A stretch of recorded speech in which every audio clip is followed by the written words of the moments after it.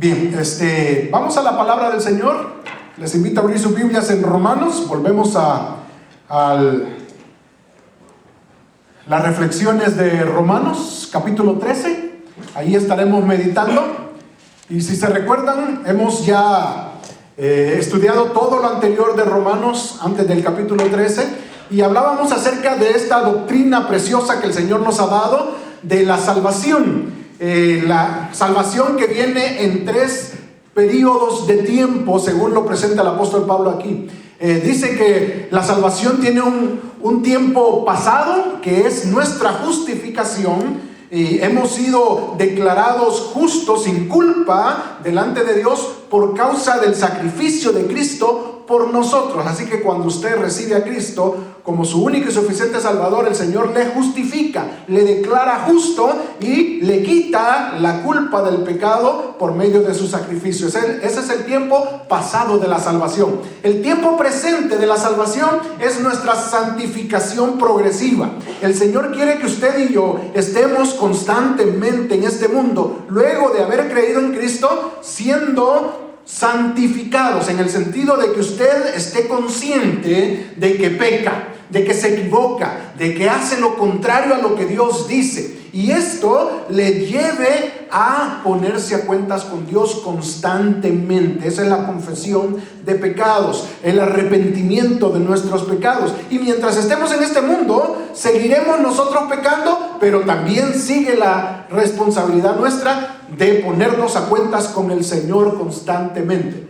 Es el tiempo presente de la salvación, nuestra santificación. Y el tiempo futuro es la glorificación, es decir, cuando el Señor venga por nosotros, nos quitará este cuerpo pecaminoso y nos dará un cuerpo que no peca, un cuerpo santo para presentarnos delante de Dios. Y esa será nuestra salvación completa, pasada, presente y futura. En vista de eso, el apóstol Pablo ha establecido de que necesitamos considerar cómo vivir la doctrina de la salvación, porque no es un asunto solamente de sentirnos felices. Gracias a Dios soy salvo, ¿sí? Ya no voy a la condenación eterna, ya no voy al infierno, gracias al Señor que hizo todo por mí. Sí, debemos de estar agradecidos, felices, seguros, tranquilos de que somos salvos. Pero qué gran responsabilidad la que tenemos, hermanos, ¿sí? Y eso es lo que el apóstol Pablo nos muestra en todos estos capítulos, desde el 11 hasta el final, hasta el 16. Cómo se vive la doctrina de la salvación. Y hemos visto varias cosas ahí de cómo debemos de vivirla. Y ahora el apóstol Pablo quiere decirnos que necesitamos nosotros ver cómo funciona el amor entre los cristianos. ¿Cómo funciona en vista de que hemos sido salvos de la condenación eterna? En vista de que el Señor ya nos dio esta salvación preciosa. Tenemos el amor de Dios en nosotros. Tenemos a Dios que, según su palabra dice, Dios es amor. Y el que ha conocido a Dios, ha conocido cómo vivir en amor. Porque contamos con la presencia del que es 100% amor en nosotros. Tenemos amor para dar. Y por eso entonces, dice el apóstol Pablo, la doctrina de la salvación se mide a través del amor entre nosotros. Quiero leer la palabra de Dios para ustedes en Romanos capítulo 13, versículos 8 al 14, que va a ser parte de lo que vamos a estar meditando en esta oportunidad. La palabra de Dios dice de la siguiente manera: no debáis a nadie nada, sino el amaros unos a otros, porque el que ama al prójimo ha cumplido la ley. Porque no adulterarás, no matarás, no hurtarás, no dirás falso testimonio, no codiciarás, y cualquier otro mandamiento en esta sentencia se resume: amarás a tu prójimo como a ti mismo. El amor no hace mal al prójimo, así que el cumplimiento de la ley es el amor. Y esto, conociendo el tiempo, que es ya hora de levantarnos del sueño, porque ahora está más cerca de nosotros nuestra salvación que cuando creímos. La noche está avanzada y se acerca el día. Desechemos pues las obras de las tinieblas y vistámonos las armas de la luz. Andemos como de día, honestamente, no en glotonerías y borracheras, no en lujurias y lascivias, no en contiendas y envidias, sino vestíos del Señor Jesucristo y no proveáis para los deseos de la carne. Que Dios bendiga su palabra. ¿Cómo funciona entonces el amor en la vida de los creyentes en Cristo? Después de que hemos sido salvos, necesitamos funcionar en amor. Y yo creo de que la gran mayoría de creyentes, cuando vamos para la iglesia, nos dirigimos hacia la iglesia, especialmente los domingos que nos vemos más bonitos que otros días, ponemos cara de amor, ¿sí? Ponemos cara de buena gente. Y hasta salen palabras de nosotros bonitas. Dios le bendiga, hermano, ¿sí? He estado orando por usted, hermano. ¿Cómo sigue? ¿Sí? Y estamos muy como animados para mostrar una expresión diferente. Estamos en la casa del Señor. Y parece que esto nos motiva a mostrar una cara amorosa. Hasta cuando saludamos a las personas, aún a aquellos que no nos caen ni tan bien, hacemos la cara, ay, hermanito, Dios le bendiga. ¿Sí? Y quizás por dentro, ¿sí? La palabra de Dios hoy nos anima a que si estamos en esa condición que he mostrado, cambiemos nuestra actitud, porque ya tenemos el amor de Dios en nosotros. El amor funciona a partir de que usted ha creído en Cristo. Si usted ha creído en Cristo, tiene la capacidad de amar genuinamente, sinceramente a los demás. No podemos decir, yo no soporto a fulano, a mengano, a sutano, ¿sí? Ah, no, a mí ni que se me aparezca, ni se me ponga enfrente porque yo no puedo, ¿sí? El que ha creído en Cristo de todo corazón no puede decir, yo no puedo amar a mi hermano. ¿Escuchó eso? Lo vuelvo a repetir. El que ha creído en Cristo de todo corazón tiene la capacidad de amar y no puede decir, yo no puedo amar a fulano, mengano o sutano. ¿Sí? ¿De acuerdo? Ok. Porque esto es lo que la palabra de Dios nos dice, cómo nosotros debemos de practicar la doctrina de la salvación. La salvación es solamente para sentirnos felices de que ya no vamos al infierno. Yo creo que eso es válido, que nos sintamos felices, dichosos, de que ese camino que llevábamos antes hacia la condenación ha cambiado para ir a la vida eterna con Cristo en el cielo, para morar con Él por toda la eternidad, gozándonos eternamente con Él. Yo creo que eso debe de ser una gran satisfacción y una gran alegría, y es válido que lo sintamos. Pero no nos podemos quedar alegres nada más por haber cambiado de rumbo. Necesitamos dar muestras de nuestra salvación y amarnos unos a otros. Es lo que el Señor exige en esta oportunidad para nosotros. Vea cómo inicia el versículo 8, que es parte de nuestra reflexión hoy. El versículo 8 dice, no debáis a nadie nada. Y sí, los versículos anteriores han hablado acerca de que debemos de someternos a las autoridades superiores, y hablábamos ya un poquito acerca de qué significa el sometimiento, el aceptar la voluntad de Dios a pesar de que no nos guste quién está en el poder, en la autoridad, quién es la autoridad superior. No importa, toda autoridad es puesta por Dios y hay que aceptarla y hay que someternos a ellos. Así que estamos en esta condición, quizá no estamos contentos, no estamos felices, hay disgusto, hay zozobra, hay dudas, hay desconfianza, hay lo que sea, ¿sí? Pero el Señor inicia hablándonos en cuanto a todo esto del sometimiento y de aceptar la voluntad de Dios en las relaciones humanas. Dice, no debáis a nadie nada. Y está hablándonos para introducir el tema del amor, en vista de que quizás estemos inconformes. ¿Cómo está la situación en que vivimos de relaciones? El Señor quiere decirnos, ámense a pesar de todo. Y inicia diciéndonos que no debamos a nadie nada. Podemos tomar el punto o el principio de no pedir prestado nada a nadie, ¿sí? Dinero, cosas, a los demás. A mí, cuando salí del seminario, cada año nos hacían comprar montonazos de libros porque teníamos que leerlos en cada ocasión que teníamos, y a veces de un día a otro teníamos que hacer reportes de lectura, así que me llené de tantos libros. Y el primer consejo que nos dieron ahí es: no preste sus libros, esos son tesoros y la gente no está acostumbrada a devolverlos. Y yo no escuché, hermanos. Muchos de esos libros no regresaron.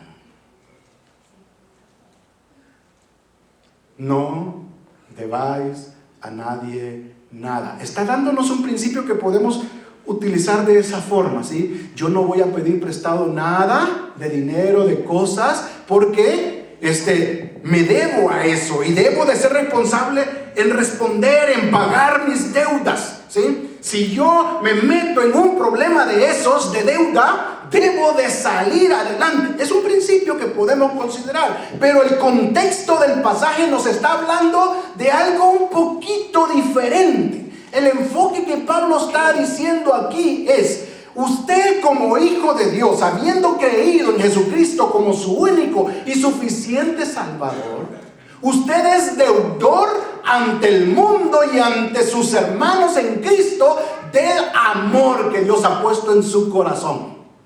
¿Sí? Cada uno de nosotros tenemos depositado en nuestro corazón el amor de Dios. Pero es una provisión, digámoslo así. Y quiero explicar, porque el término es contable, ¿sí? Es de un contador, es de la contabilidad. En el sentido de que uno hace una provisión en una cuenta. Por ejemplo, vamos a comprar equipo de sonido. No lo vamos a hacer ahorita, o como estamos haciéndolo en el sentido de recaudar fondos para comprar un edificio para la iglesia, ¿sí? Estamos recibiendo este dinero, pero provisionando para cuando se llegue el momento. Estamos poniéndole una cuenta aparte, diciendo: esta cuenta se llama Protemplo, y aquí estamos acumulando todo esto para cuando llegue el momento tenemos para pagarlo. Ese es el término contable. Y el Señor, cuando usted creyó en Cristo como su único y suficiente Salvador, el Señor provisionó su amor depositándolo en nuestra cuenta, ¿sí? Para que cuando usted lo necesite pueda sacar de ahí y estar gastando ese amor que Dios ha puesto en su corazón, ¿sí? Cada vez que el Señor le dé la oportunidad de relacionarse con alguien, usted pueda sacar amor. ¿Se entiende ese concepto, hermanos?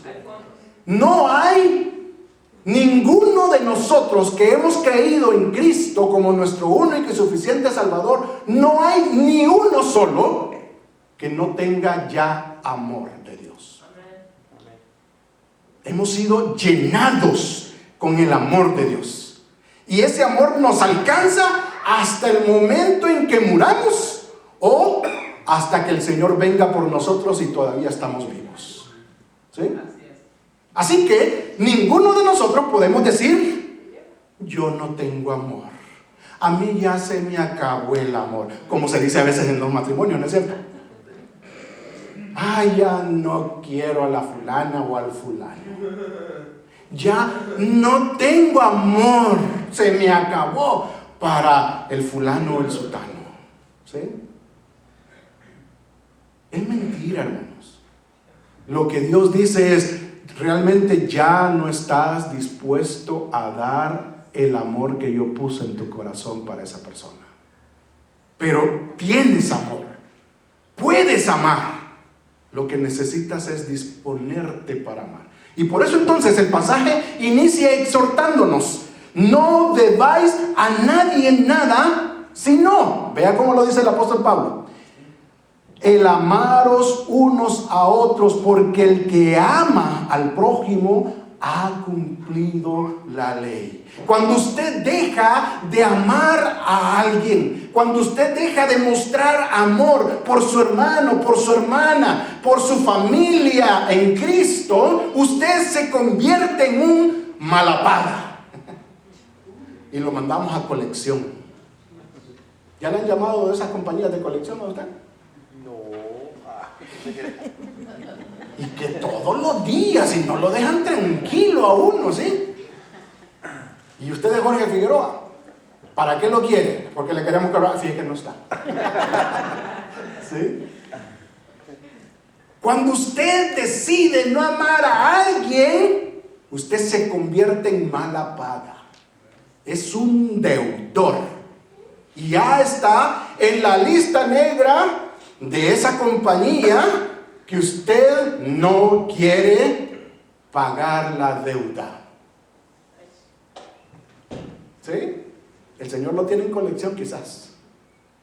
El Señor está acumulándole intereses por esa deuda.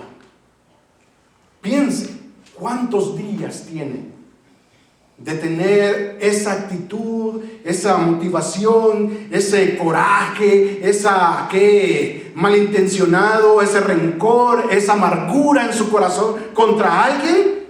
Vea cuánto de interés está ganando esa cuenta. Hay quienes pasamos ya más de un mes molestos con alguien. Ay, no quiero ver. No, que sí, ni se me ponga enfrente. ¿Sí? Y a veces pasamos meses, años con ese sentimiento rencoroso contra alguien. El Señor nos tiene en la mira, hermanos. Porque el principio fundamental que el apóstol Pablo pone aquí es que el amor no se le niega a nadie.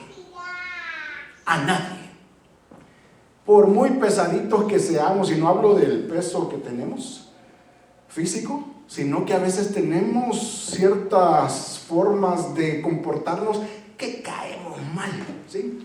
Y por más mal que nosotros caigamos, no hay excusa para decir: yo no puedo amar al pastor, yo no puedo amar a José Luis, yo no puedo amar a hermana Alicia.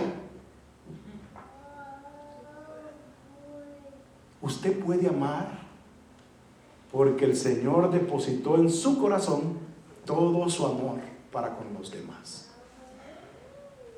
Ese es el principio que el Señor quiere que nosotros mantengamos en nuestra mente y corazón. Por eso se mira como una obligación.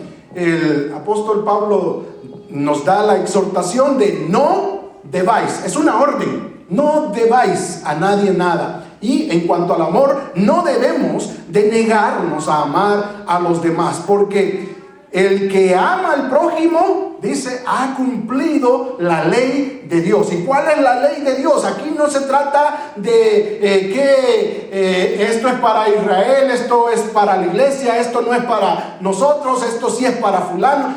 La ley de Dios es que todo aquel que tiene a Cristo en su corazón tiene capacidad de amar. Y por eso entonces nos menciona aquí ciertos mandamientos del decálogo. En Éxodo 19 encontramos todos los 10 mandamientos enumerados, y nos enumera aquí los que tienen que ver con las relaciones interpersonales. Obvia todas las demás que tienen que ver en nuestra relación con Dios, y menciona aquí cuáles son.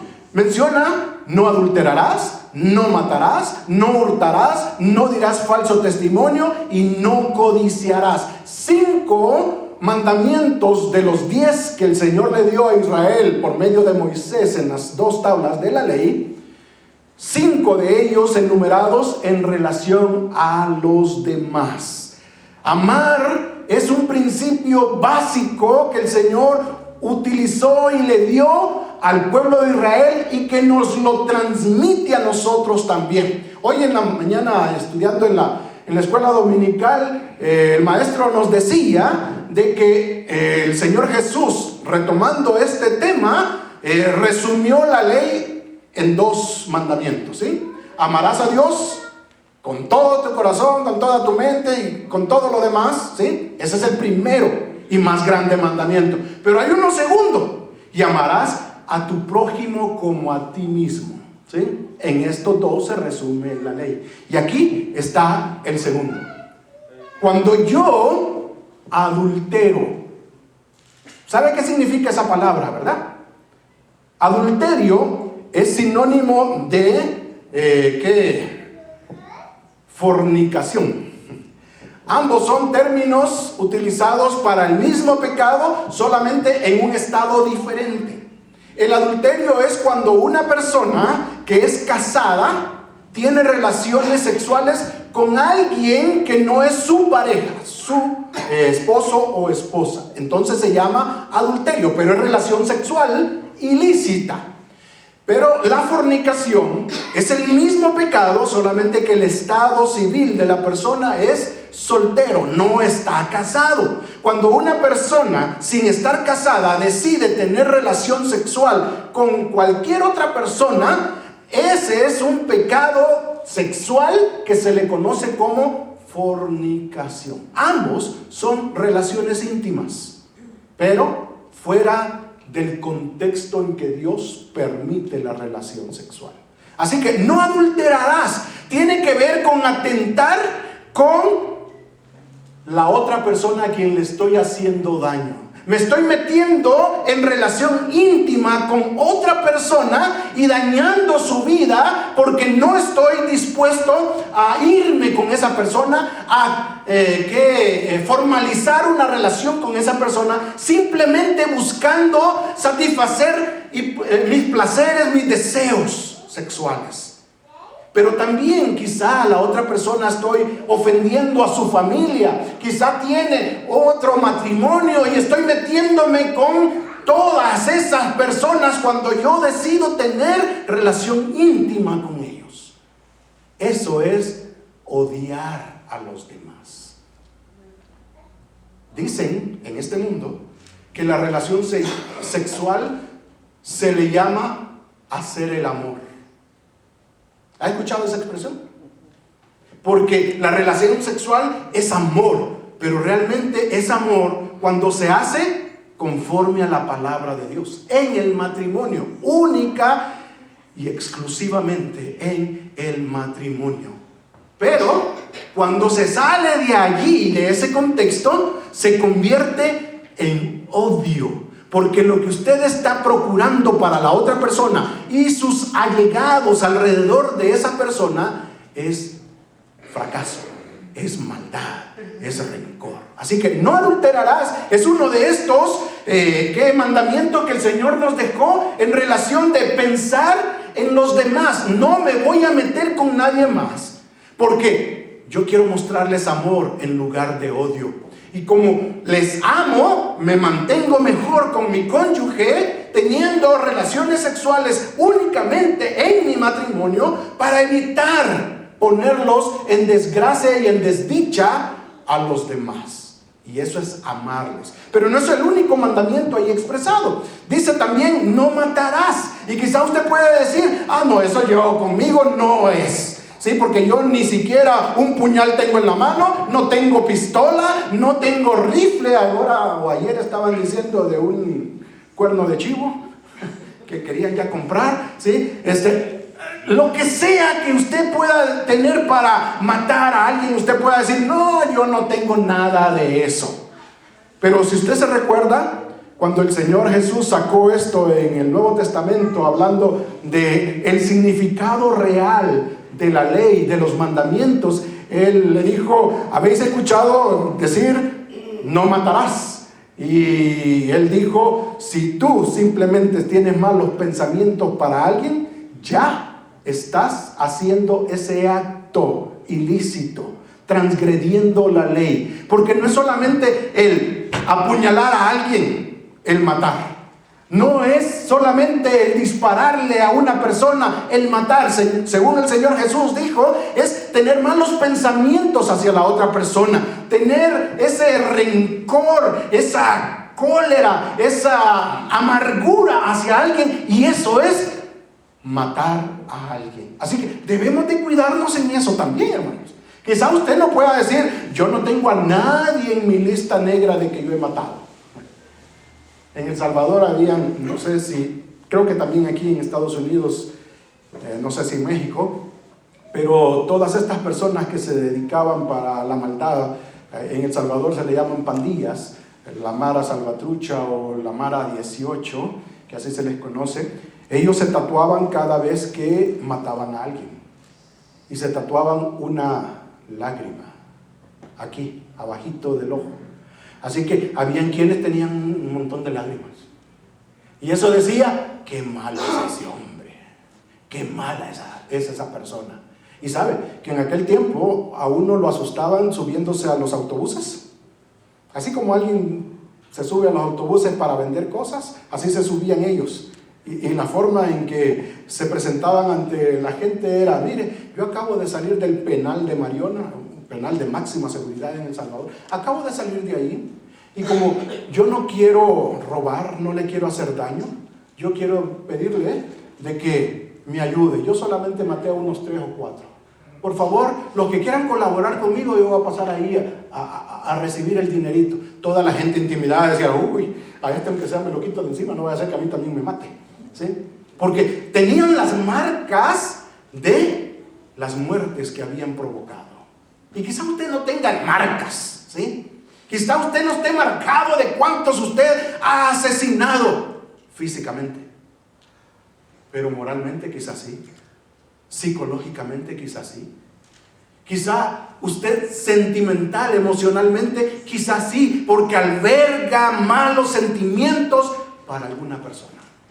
La ley del amor nos llama la atención a no solamente pensar en el acto físico, sino en el acto íntimo de nosotros, nuestras intenciones, nuestras actitudes. Y es ese el amor que Dios espera que nosotros nos mostremos unos a otros. La función del amor en este caso tiene que ver no solamente con cómo yo le regalo flores a mi esposa, cómo yo le digo que tanto la amo y me lleno la boca con palabras hasta que le bajo el cielo. Ella quiere ver acciones, quiere ver cómo la trato, cómo me expreso hacia ella. Sí, lavo los trastos de vez en cuando, si paso aunque sea la escoba, ¿sí?, el trapeador, si trato de cuidar a los niños y me levanto en la noche, cosa que no lo hice. ¿Sí? El amor no es sentimental. El amor es de acciones palpables, prácticas. Y esto es lo que el Señor quiere que nosotros consideremos. Y si usted mira, son 5 los mandamientos expresados ahí del decálogo, de los 10 mandamientos en el Antiguo Testamento, para decirnos: esto es lo que el Señor quiere. No que usted cumpla al pie de la letra, es decir, exactamente como ahí dice: no matarás, no mato ni una mosca y yo estoy haciendo bien.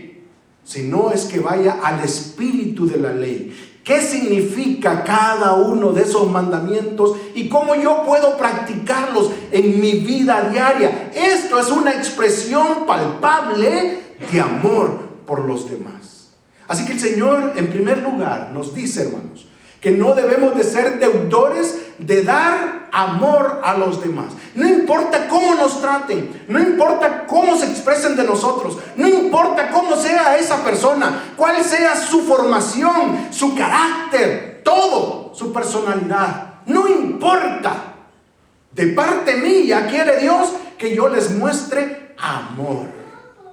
Pero también de cada uno de ustedes, Dios espera que muestren amor hacia los demás. Así que es un accionar recíproco. A pesar de que somos difíciles, a pesar de que podemos ser malas personas, personas mal pensadas, personas que tenemos malas acciones o mala formación quizá, malas actitudes.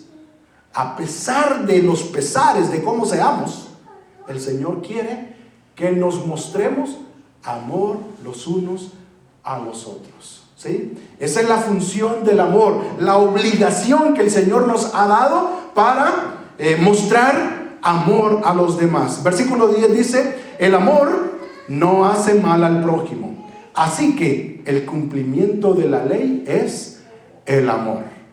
Y el cumplimiento de la ley es procurar el bien y no el mal para los demás.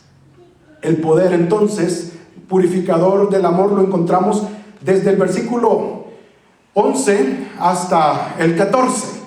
El poder purificador nos hace saber algo y hacer algo. Vea lo que dice, versículos 11 y 12 dice: y esto, conociendo el tiempo, que ya es hora de levantarnos del sueño, porque ahora está más cerca de nosotros nuestra salvación que cuando creímos. La noche está avanzada y se acerca el día. Desechemos pues las obras de las tinieblas y vistámonos las armas de la luz. ¿Qué necesitamos saber? Ahí mismo lo dice el versículo 11. Y esto, conociendo el tiempo. Esa es una expresión que tiene que ver con la experiencia que tenemos, no solamente la inteligencia que tenemos. Hay dos tipos de conocimiento, por lo menos, que la Biblia nos presenta. El conocimiento que es adquirido por teoría, porque usted ha estudiado, ha leído un libro, ha hecho, pasado sus estudios en la escuela y tiene esa información que le ha dado conocimiento. Pero ese conocimiento quizás no ha llegado a la práctica porque usted todavía no ha puesto en función cada uno de esos principios que usted ha aprendido, ¿sí? Así que el primer tipo de conocimiento es el intelectual, el que usted ha adquirido por lo que ha estudiado, por lo que ha leído, por lo que ha visto, por lo que ha observado en los demás. Pero está el otro tipo de conocimiento, que cuando usted comienza a practicar algo, quizás usted no ha ido a la universidad, no ha ido a la escuela, pero ha comenzado a ver que cuando usted da $1 de pago y quería pagar 50 centavos, tenían que devolverle 50 centavos. Y usted comienza a experimentar y decir: no me ha dado mi cambio, ¿sí? Y esa ya es una experiencia. Ya es algo que usted conoce por la experiencia. Usted ya no se va a dejar timar por cualquier persona, porque usted ya sabe que le deben de devolver cuando no completan el tamaño del billete que usted está presentando para pagar, ¿sí? Esa es una experiencia, un conocimiento de experiencia que usted está adquiriendo. Y no importa que usted no haya pasado por la escuela. Usted tiene la experiencia de hacer algo y sabe ya eso. Y a ese conocimiento el que está expresando aquí el apóstol Pablo. Y conocemos el amor. Conocemos nosotros, dice el apóstol Pablo, el tiempo, que es ya hora de levantarnos del sueño. Sabemos cómo funciona nuestra pasada en este mundo. Sabemos qué tanto nos espera en este mundo. La Biblia dice que debemos de aprender a contar nuestros días y pedirle al Señor que traiga sabiduría a nuestro corazón para poder hacerlo. Así dice la palabra del Señor, ¿verdad? Salmo 90 creo que es, donde nos exhorta a eso. Pero que al final de cuentas, nosotros sabemos de que los años de los seres humanos son 70 años. Hablando de lo óptimo, ¿sí? Porque algunos nos vamos antes. Otros, como que el Señor nos da un poquito de más tiempo y pasamos el límite que el Señor ha establecido. Pero son 70 años, dice. Y en los más robustos, dice la palabra del Señor, llegan a los 80 años. Algunos andan con licencia después de los 80, ¿sí? Disfrutando de esos años. Yo recuerdo a mi tía Teresa, creo que se llamaba, sí, mi tía Teresa. Ella vivió 104 años de edad. Una viejecita que echaba sus tortillas a los 100 años, que no usaba lentes y veía bien. no leía porque nunca aprendió, nunca fue a la escuela, pero ella hablaba muy bien, se valía por sí misma, no usaba bastón, ella hacía de todo en su casa. 104 años vivió. Así sí me gustaría vivir a mí, ¿sí? Sin colesterol, sin triglicéridos, sin alta presión. Qué rico llegar a los 104 años y todavía haciendo cosas, ¿sí? Pero qué difícil sería llegar a los 104 y que lo tengan que andar cargando a uno, lo tengan que... Ya no se pueda valer uno. No sé ustedes, pero yo así pienso acerca de mi Señor. Permíteme llegar a mis últimos días valiéndome por mí mismo. Que si tengo que ya estar en cama o depender de que alguien me ande llevando aquí, me ande llevando allá, mejor me quiero ir contigo ya a disfrutar allá de las autopistas de oro que tú tienes preparadas, ¿sí? Andar allá en los jets que tú tienes para mí, Señor, ¿sí? A irme a meter a esa casa enorme que tú me vas a dar, aunque sea morada, Señor, pero no importa. ¿Sí? La Biblia dice que los más robustos 80 años. Y sabemos, conocemos el tiempo, dice la palabra del Señor. Por experiencia, usted lo conoce, ¿no es cierto? Después de los 30 dicen que la curva de la vida llega a su clímax. 30 años. Y después de 30, la curva comienza a descender. Pasan los 40 y usted ya siente, ¿sí? Algunos hasta se trauman al pasar los 40. Sigue avanzando y llega como yo, pasando los 50, y a uno comienza no solamente a pensar, a sentir, hermano. ¡Ay! Y ya tiene en la mano todas las mañanas por lo menos unas 3 pastillas, que para la presión, que para esto, que para lo otro.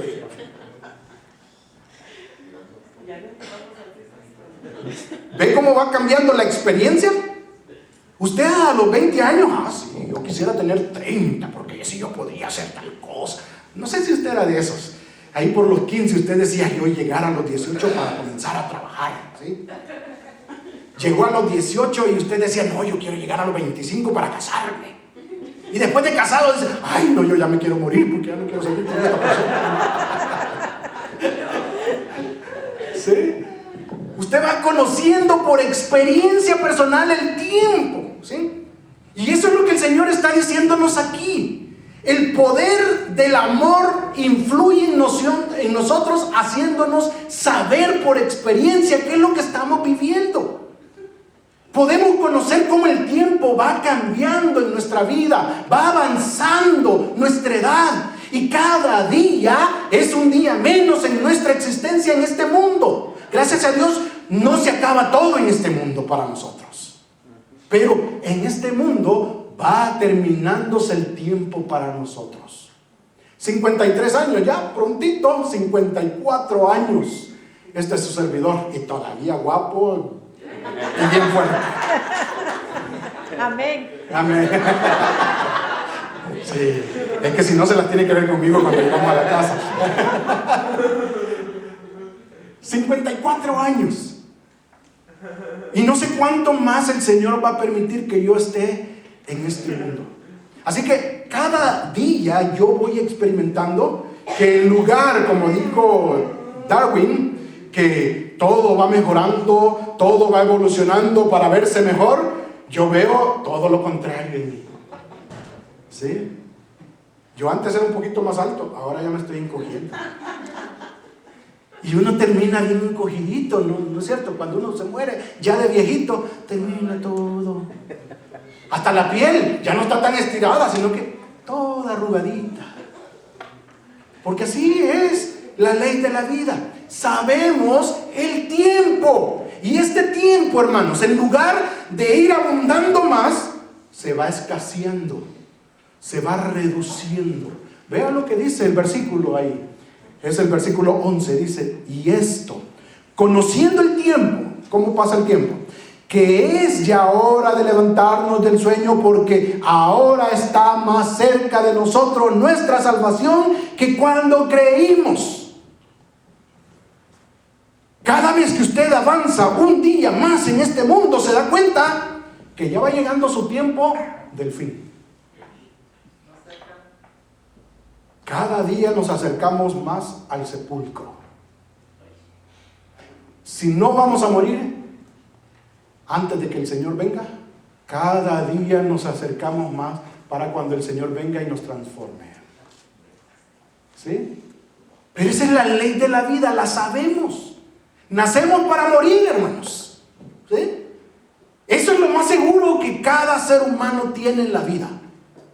Llegamos un día a enfrentar la muerte, querramos o no. La palabra de Dios dice en Hebreos 9:27, y está establecido para todos los hombres que mueran una sola vez y después de esto, el juicio. Así que es lo más seguro que usted tiene en este mundo, es que usted un día va a morir. Yo voy a morir. Quizás yo esté más cerca que ustedes, quizás ustedes estén más cerca que yo de la muerte, pero eso es lo que sabemos del tiempo. Y por eso dice el apóstol Pablo, es tiempo ya de no continuar igual. Es tiempo ya de despertar de nuestros sueños. Es tiempo ya de levantar nuestra mirada y ver qué estoy haciendo para el Señor, cómo me estoy comportando, qué estoy haciendo para vivir mejor para Dios, porque Él me salvó. Él dio su vida por mí, se entregó en la cruz por usted y por mí. Ahora es tiempo de que yo comience a manifestar este amor por los demás. Así que es tiempo de levantarnos ya del sueño, hermanos. Y esto del sueño, levantarnos del sueño, tiene que ver con la comodidad.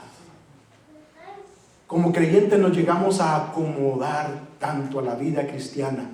Y ya sabemos que nos reunimos los domingos en la mañana y llegamos a veces a la 1:30, dependiendo si el pastor se alarga mucho. Pero ya después quedamos libres y algunos venimos los miércoles al estudio bíblico, y si no venimos, por lo menos nos vemos hasta el otro domingo. Y ya tenemos un estilo de vida normal dentro del cristianismo. Y hemos aprendido a vivir la vida cristiana de esa forma, ¿sí? Y nos acomodamos. Ay, no, qué bendición el ser salvo. Qué bueno que el Señor me dio la salvación. Ya soy salvo para Dios. Ya Satanás no tiene nada que ver conmigo. Yo me voy a ir a vivir con el Señor al cielo. Pero sigo viviendo una vida cristiana cómoda. Y esto nos adormece. Esto nos hace sentir, por lo menos somos buena gente. Así nos dijo una persona ayer, que la iglesia es para las personas malas, como hermana Mari. Sí, soy mala ese. Yo también, hermana. Y le digo yo, sí es cierto, la Biblia así lo dice.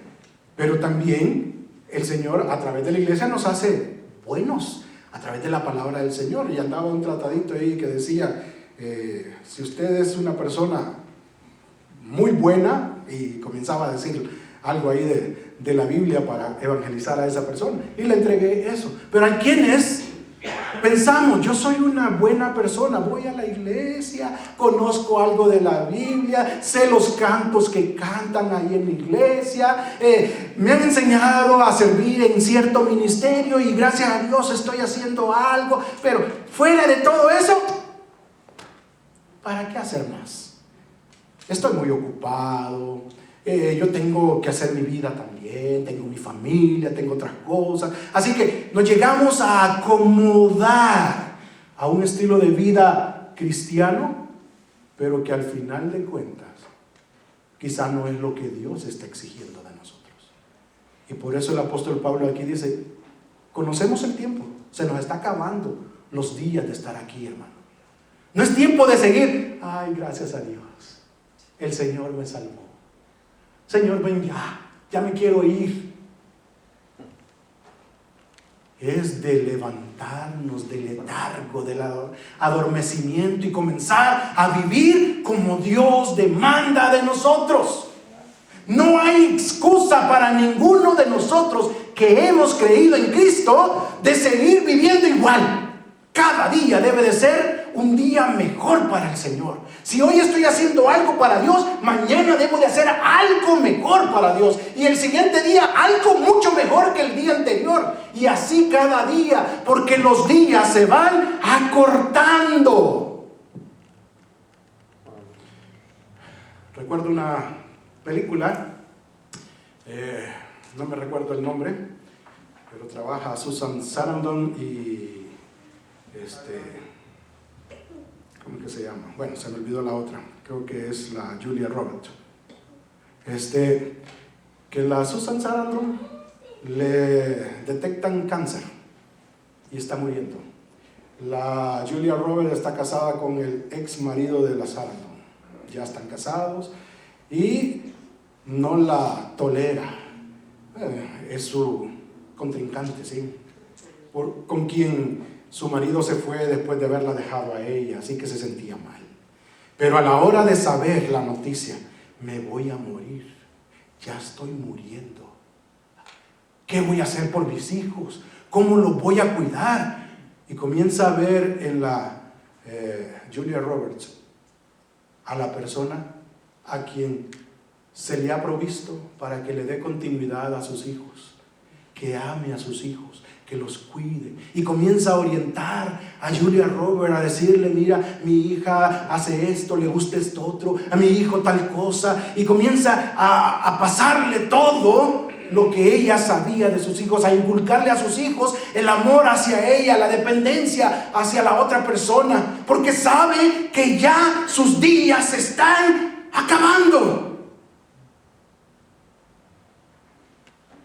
Quizá usted y yo todavía no nos han declarado una enfermedad terminal.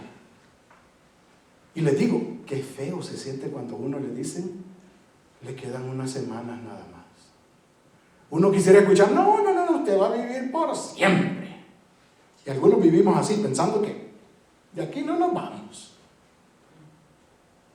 Pero qué feo que le digan a uno, le faltan 2-3 semanas, máximo unas 5. Y vivir con eso. Mucha gente de eso muere, de recibir la noticia. Me queda poco tiempo. Mucha gente aprovecha esos momentos para decir, ok, voy a hacer arreglos, voy a comenzar a disfrutar. Recuerdo la experiencia última que tuvimos con mi suegra. Le dijeron, ya no va a recibir la terapia que necesita para poder sobrepasar esta enfermedad, así que usted va a llegar a morir, pero queremos que los pase los últimos días bien, que se vaya a su casa, disfrute con su familia, haga lo que más le gusta, coma lo que usted quiera, disfrute los últimos días. Pero en esas condiciones no siempre se puede, hermanos.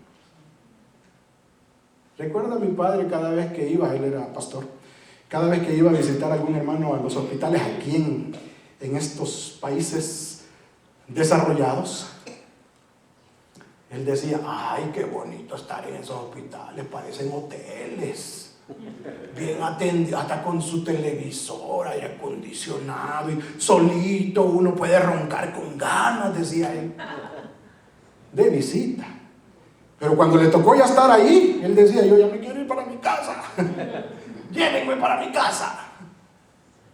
Porque a veces eso, hermanos, el saber que estamos enfermos y que puede llegar un momento a fallarnos algo y morir, nos hace tener ciertas sensaciones. Algunos para motivarnos a hacer mejor las cosas, otros nos dejamos vencer por la enfermedad.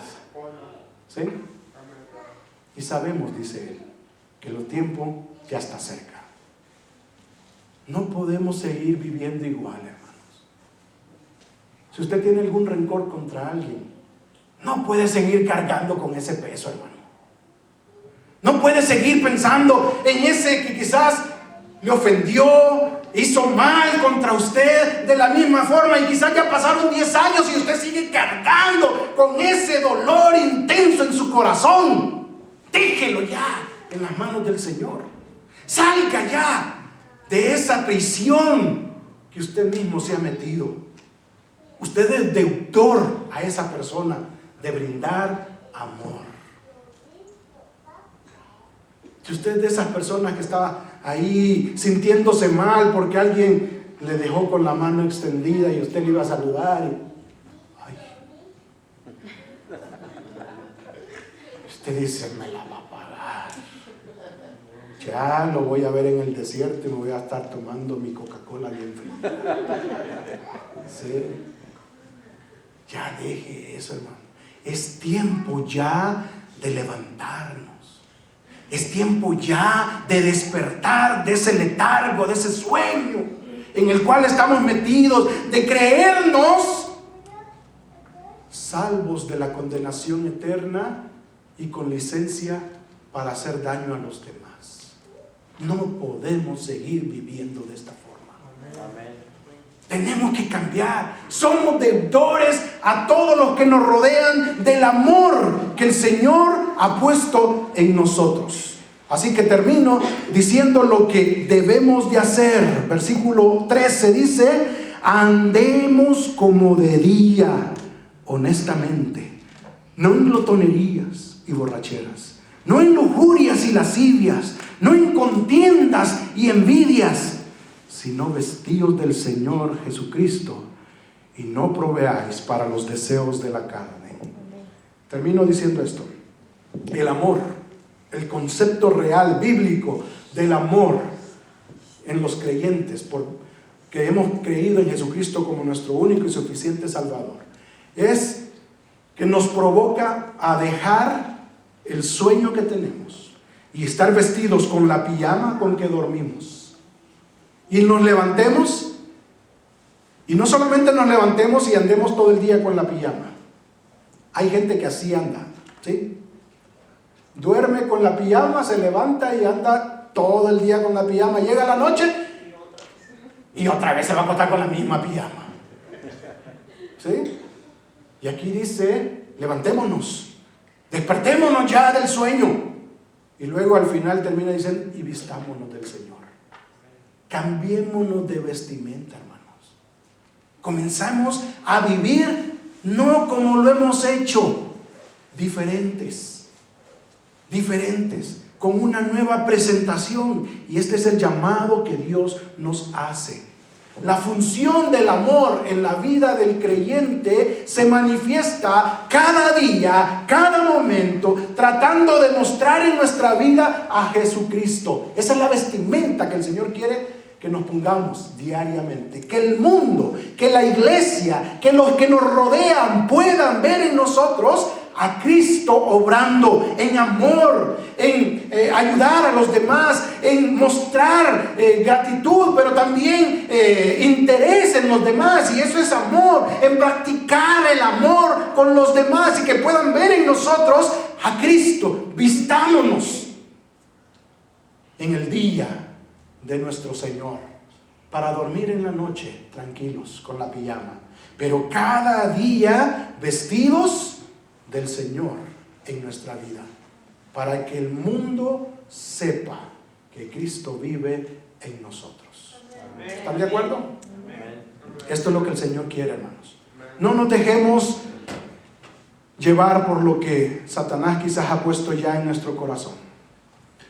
Así somos y así nos vamos a quedar. No podemos seguir así. El Señor quiere que vivamos dando amor, siendo deudores cada día a los demás del amor que Dios ha depositado en nosotros. Pónganse de pie y terminemos en oración.